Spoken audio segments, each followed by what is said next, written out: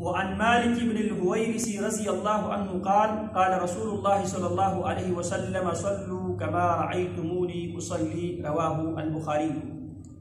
امام مالک ابن الحویرث رضی اللہ تعالی عنہ سے روایت ہے، قال مالک بن حویرث رضی اللہ عنہ فرماتے ہیں قال رسول اللہ صلی اللہ علیہ وسلم، رسول اللہ صلی اللہ علیہ وسلم نے ہم سے فرمایا صلوا کما رأیتمونی اصلی، اسی طرح نماز پڑھو جس طرح مجھے نماز پڑھتے ہوئے تم دیکھتے ہو، جس طرح مجھے نماز پڑھتے ہوئے تم نے دیکھا ہے اسی طرح نماز پڑھو۔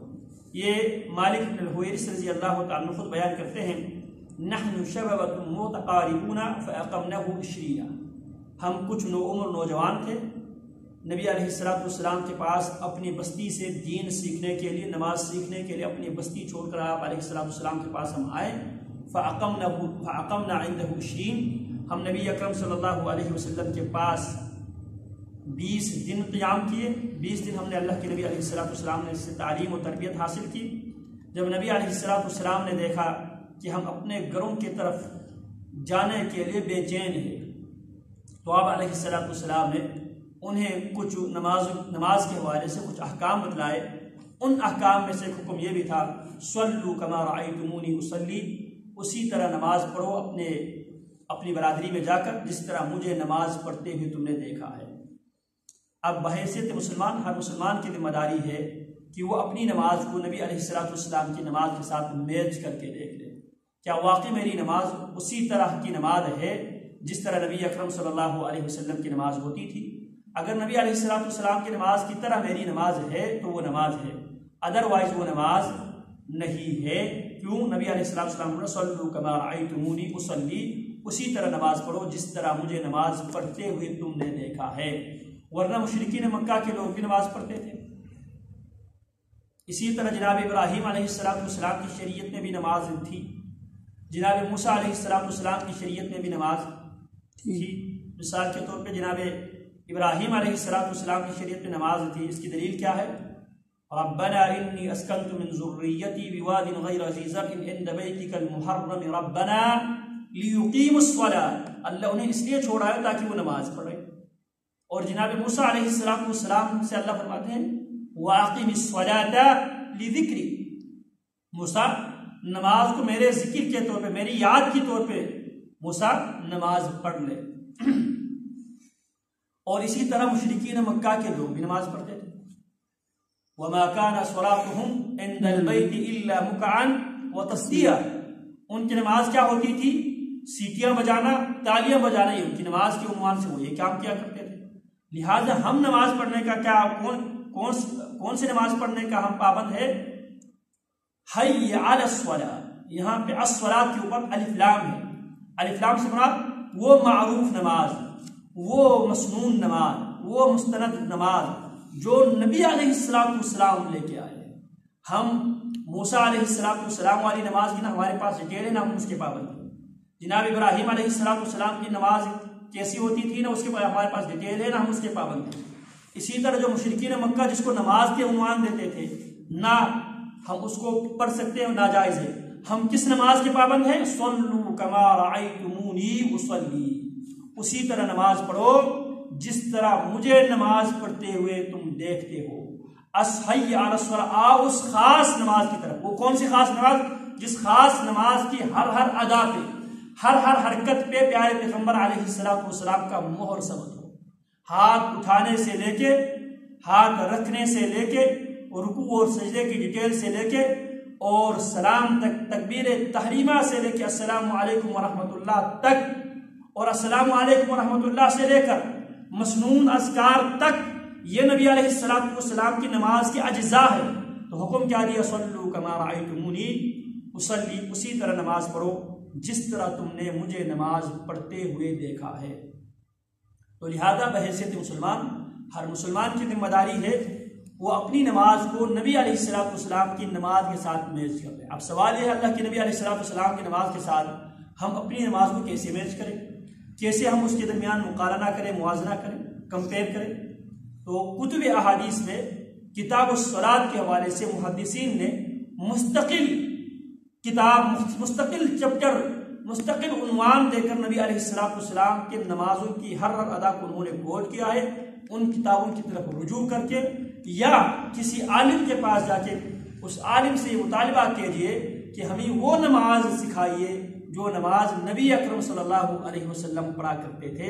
اگر کوئی عالم، کوئی مبلغ، کوئی داعی اگر آپ کو نماز سکھاتا ہے، اسے ادب اور احترام کے دائرے میں رہتے ہوئے اسے پوچھنے کی یہ جسارت کرے، اسے سوال کیجئے جناب کیا اس حرکت کا جو آپ نے نماز میں بیان کیا ہے، کیا اس کے پیچھے نبی اکرم صلی اللہ علیہ وسلم سے کوئی حدیث ملتی ہے؟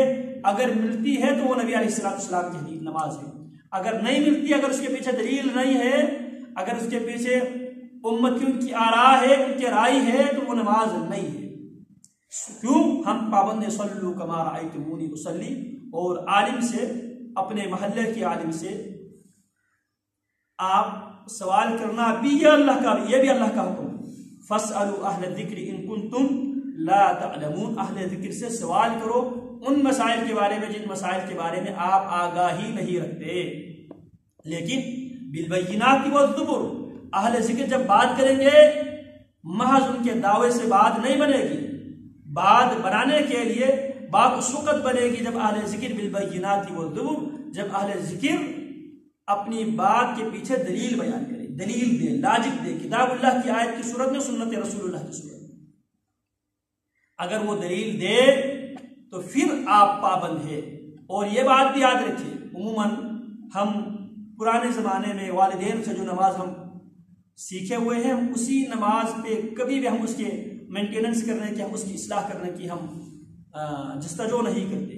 اور یہ بات یاد رکھیں، جب میت کو جب قبر میں رکھا جائے گا اور جب اسے فرشتے جب سوال کریں گے، سوال کی صحیح جواب دینے کی بجائے وہ کہے گا لا ادری، مجھے معلوم نہیں ہے، تو آگے سے فرشتے اسے کہے گا لما ما دریت ولا تلیت، ما دریت ولا تلیت، نہ تجھے معلوم تھا نہ تو نے دنیا میں معلوم کرنے کی زحمت کی۔ تو لہذا دنیا کی زندگی غنیمت ہے ہمارے ہاں، تو اس زندگی سے فائدہ اٹھاتے ہوئے ہمیں آج سے ہی اپنی نمازوں کی فکر کرنی چاہیے اور نمازوں کو نبی اکرم صلی اللہ علیہ وسلم کی سنت کے مطابق بنانی چاہیے۔ اگر نہیں ہے تو آج ہمارے پاس ٹائم ہے، قیامت کے دن یہ عذر نہیں چلے گا کہ مجھے معلوم نہیں تھا، بلکہ قبر سے ہی فرشتے یہی کہتے ہوئے ان کے مالش کرنا شروع کر دیں گے ما دریت ولا تلیت، نہ تو نے جانا نہ تو نے جاننے کی کوشش کی۔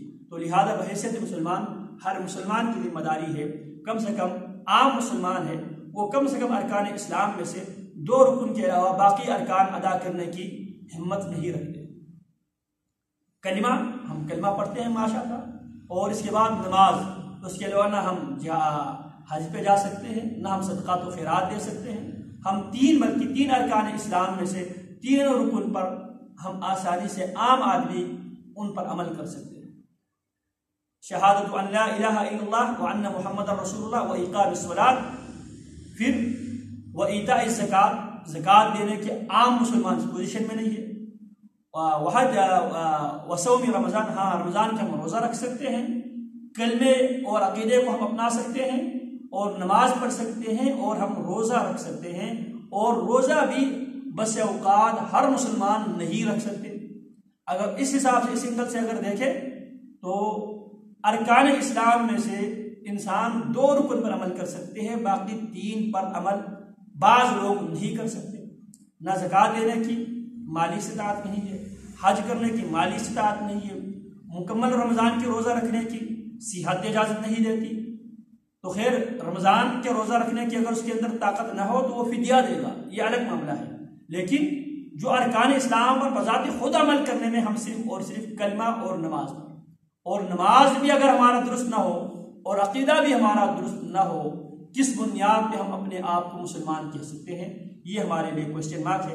اللہ رب العالمین صلو کما رأیتمونی اصلی، اسی طرح نماز پڑھو جس طرح مجھے نماز پڑھتے ہوئے تم نے دیکھا ہے۔ یہ نبی علیہ السلام نے حکم تو جناب مالک ابن حویرث رضی اللہ عنہ کو دیا ہے، لیکن یہ حکم نبی کا حکم رہتی دنیا تک تمام امتیوں کو نبی علیہ السلام کا حکم ہے، صلو کما رأیتمونی اصلی، اسی طرح نماز پڑھو جس طرح مجھے نماز پڑھتے ہوئے تم نے دیکھا ہے۔ رواہ البخاری، اور اس حدیث کو امام بخاری رحمہ اللہ نے روایت کیا ہے۔ اللہ رب العالمین نبی علیہ السلام کی سنت کے مطابق مسنون نماز پڑھنے کی اللہ نے توفیق عطا فرمائے۔